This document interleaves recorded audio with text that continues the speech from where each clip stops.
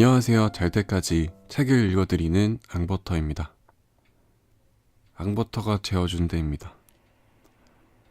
지금은 3일절을 낀 3일차 연휴여서 어제는 예스24 중고서점에 가서 책을 몇 가지 집어왔는데요. 이번 주에 그냥 앞으로 한 3회분을 녹음을 해두고 예약해서 걸어두려고요. 원래는 이 채널을 접을까 하다가 어떤 분이 댓글로 왜 안 올라오나요? 남겨주셔가지고 너무 감사해서 해야겠다는 생각이 드는 거예요. 그리고 다른 유튜브 채널도 같이 하고 있는데 그 채널을 하는 거보다 이 채널을 하면서 책을 담담하게 읽는 게 개인적으로도 막 힐링이 되는 그런 느낌적인 느낌이라서 자주는 못하겠지만 조금씩 그래도 책을 읽어드리려고 합니다.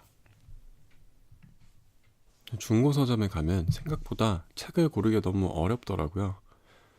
교보문고도 예스24 가기 전에 들렀었는데 거기는 이제 신간을 취급하는 서점이니까 그냥 재밌는 게 너무 많은데 중고서점에서는 뭔가 정리도 살짝 잘 안 돼 있고 제가 좋아하는 주제나 아니면 다른 분들이 지금 좋아할 것 같은 책들을 내가 골라내야 되니까 좀 더 손이 가는 것 같아요. 그래서 그렇게 가져온 책 중에 하나가 이겁니다. 프루스트가 우리의 삶을 바꾸는 방법들. 알랭드 보통 님이 지은 거고요. 여기 책 표지에 뉴욕타임즈 북리뷰 이러면서 지적인 사람들을 위한 자기개발 지침서, 위트와 재미와 생의 활력을 준다 이렇게 써있네요. 진짜 그럴까? 한번 읽어볼까요?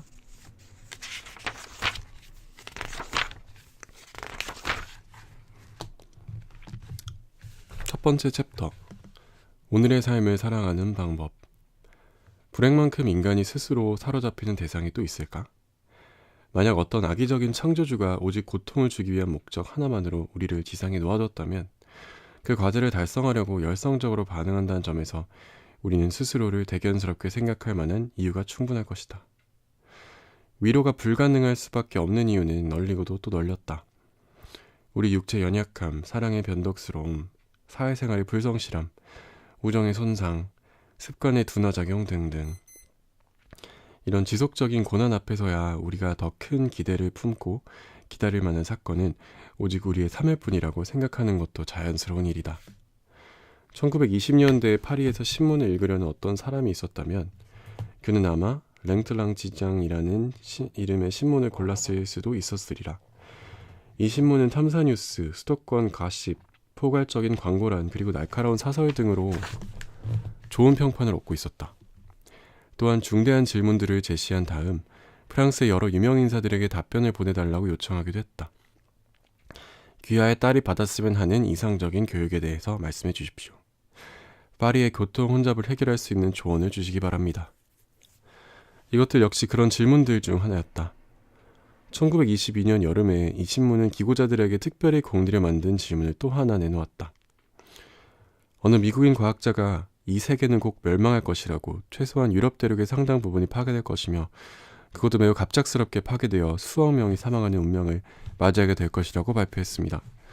만약 이 예언이 확실한 것으로 증명될 경우 방금 말씀드린 예언이 확실해진 때로부터 파국의 순간까지 그 몇 시간 동안 과연 이 예언이 사람들에게 어떤 영향을 미칠 것이라고 생각합니까? 마지막으로 그 최후의 시간에 귀하께서는 무엇을 하시겠습니까? 개인과 지구 모두의 전멸에 대한 이 냉혹한 시나리오에 답변한 맨 처음 사람은 오늘날 잊혀지고만 문인 앙리 보르도였는데 그는 많은 사람들이 가장 가까운 교회나 침실로 곧장 달려가리라고 추정하면서도 정작 자신은 그 어색한 선택을 회피할 것이며 그 마지막 기회를 알프스의 풍경과 식물군의 아름다움을 음미하기 위해서 산에 오르는 데 이용할 것이라고 설명했다. 또 다른 파리의 유명인사인 여배우 보르트 보비는 개인의 여흥을 추구하지는 않을 것이며 다만 개인의 활동이 더 이상 장기적인 결과를 보지 못하게 됨으로써 사람들이 모든 금제를 깨뜨릴지도 모른다는 조심스러운 걱정을 독자들과 함께 나누었다. 이런 어두운 예측은 당시 파리의 유명한 손금쟁이인 마담 프라의 예측과도 맞아떨어지는 것이었다.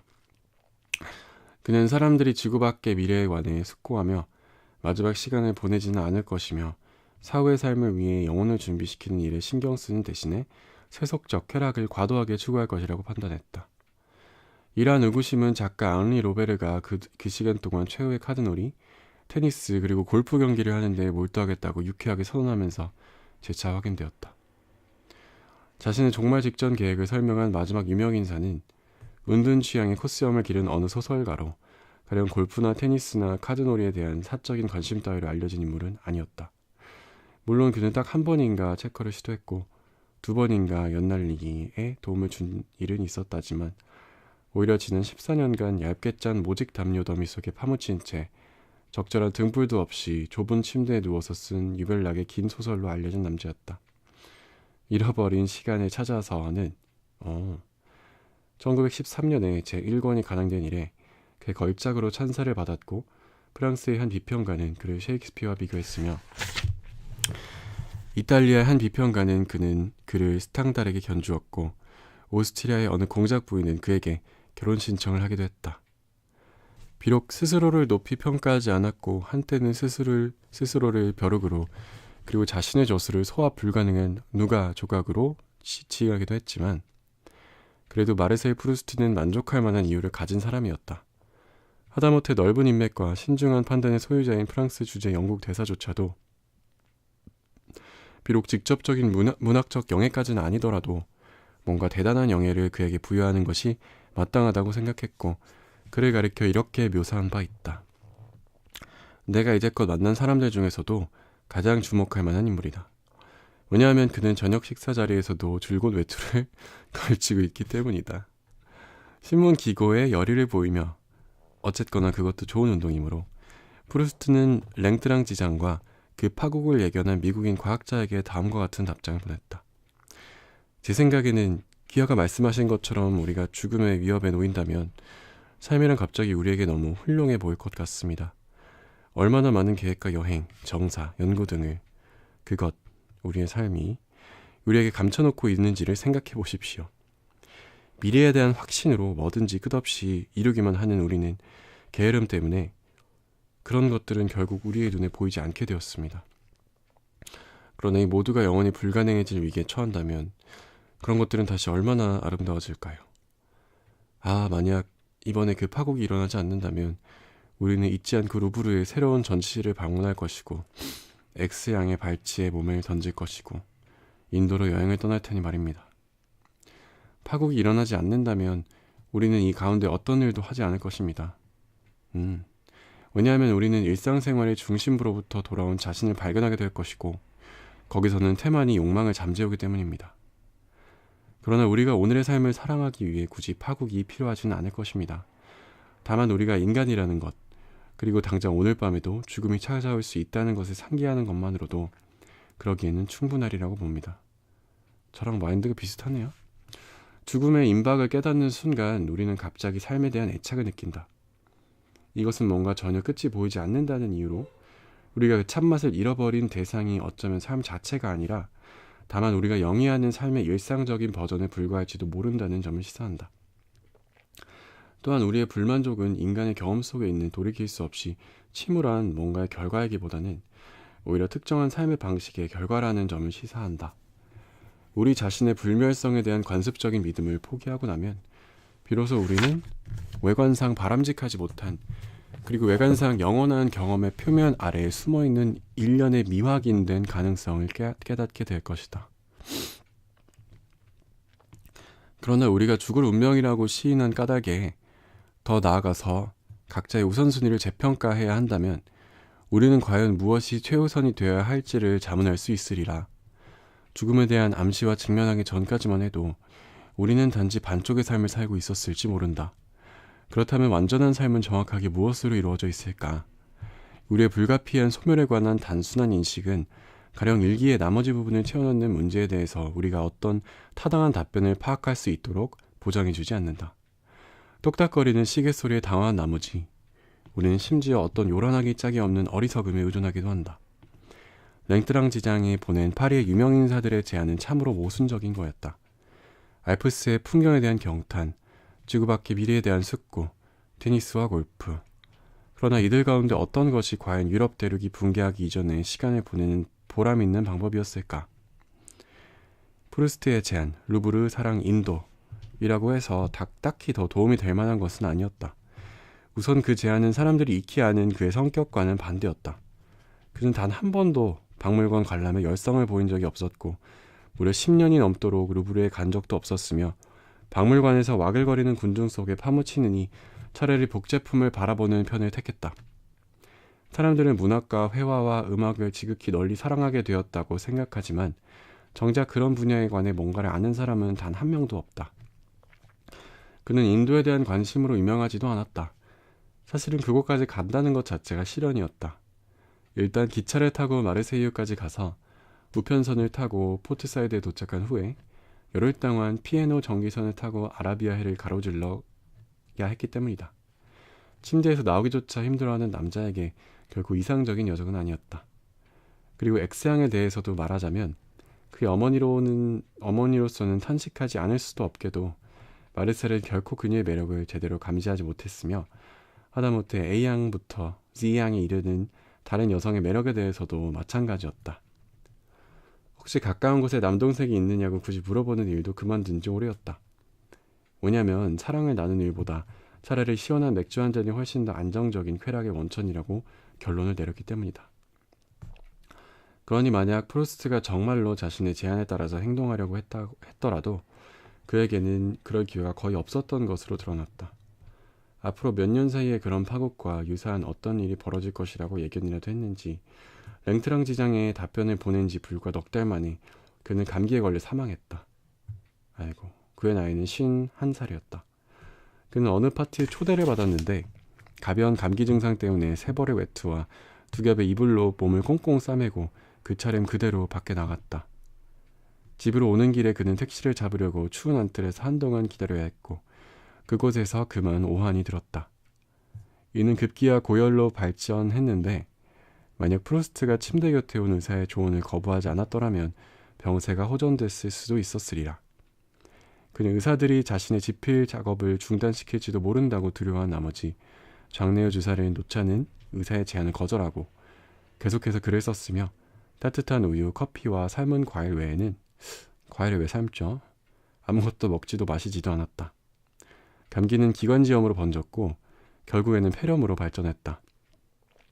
그가 오랜만에 침대에 일어나 앉아서 넙치구이를 찾았을 때에는 회복에 대한 희망이 짧게나마 고개를 들었지만 가정부가 생선을 사다가 요리하는 동안 현기증이 엄습하는 바람에 프루스트는 음식에 손도 대지 못했다. 불과 몇 시간 뒤에 폐에 농양이 터졌고 그는 결국 죽고 말았다. 어떻게 살 것인가에 대한 프루스트의 반성은 다행히도 신문사가 제기한 공상적인 질문에 대한 너무나도 짧은 그리고 다소 혼란스러운 답변을 하는 데서 멈추지는 않았다. 비록 방대하고 서술적으로 복잡한 형태를 지녔을 망정 그는 사망하는 그 순간까지도 분명히 어떤 질문에 대한 나름대로의 답변을 개진한 책을 쓰고 있었기 때문이다. 여기서 그가 받은 질문으로 말하자면 가공의 미국인 과학자의 예견에서 촉발된 앞서의 질문과 크게 다르진 않았다. 이 기나긴 책 제목이 상당히 많은 것을 암시한다. 프루스트는 단 한 번도 그것을 좋아한 적이 없었으며 불운하다 1913년, 오해받기 쉽다 1915년, 추악하다 1917년 고까지 다양하게 자신의 마음을 드러냈다. 그러나 잃어버린 시간을 찾아서라는 제목은 이 소설의 중심 주제, 시간의 소실과 상실 뒤에 놓인 원인에 대한 탐색을 충분히 직접적으로 가리킨다는 이점이 있다. 이 작품은 보다 서정적이던 시대의 추이를 추적하는 회고록과는 완전히 다르다. 오히려 이 작품은 어떻게 하면 시간 낭비를 중지하고 음미할 수 있는 삶을 시작할 것인가에 대한 문제에 대한 이야기며 더욱이 충분히 실용적이면서도 보편적으로 적용 가능한 이야기다. 종말의 임박이 공표될 경우 이 문제가 졸지에 모두의 마음속에서 최우선의 관심사가 될 것임에는 의심의 여지가 없다. 프루스트의 지침서는 개인 또는 지구의 파멸이 임박하기 직전에는 그 논제가 우리를 비록 조금이라도 자제시킬 수 있으리라는 희망을 피력하고 있다. 덕분에 우리는 어쩌면 마지막으로 골프를 치고 나서 혼절할 시간이 오기 전에 각자의 우선순위를 적용하는 방법을 배우게 될지도 모른다고 말이다. 끝.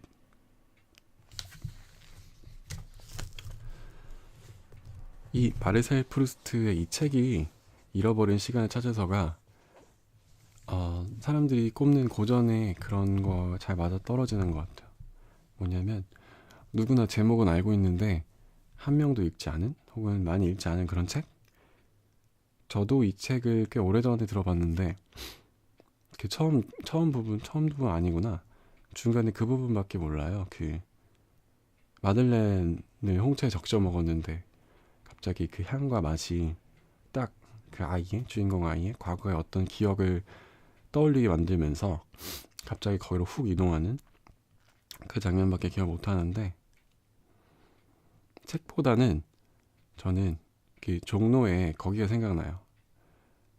익선동. 왜냐면은 전 회사에 있을 때 그때 콘텐츠를 만든 일을 했는데 그때 그 뭐라고 하죠? 프레그런스 체험? 뭐 일일 향수 만들기 공방?